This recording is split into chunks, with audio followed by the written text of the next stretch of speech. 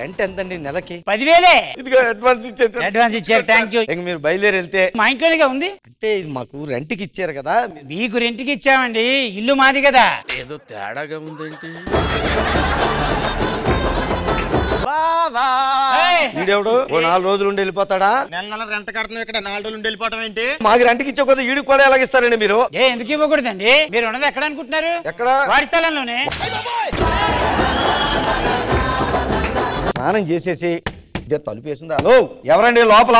ఏంటయ్యా పొద్దునే మీరు తొందరగా బయటకు వస్తే స్నానం చేసి ఆఫీస్కి వెళ్ళాలి. తాను ఎవరు చెప్తున్నా లోపల? నేను ఈ రూమ్ లో రెంట్కుంటున్నాను. జబర్దస్త్ కథనా కామెడీ షో ప్రతి శుక్రవారం మరియు శనివారం రాత్రి 9:30 మీ ఈటీవీలో.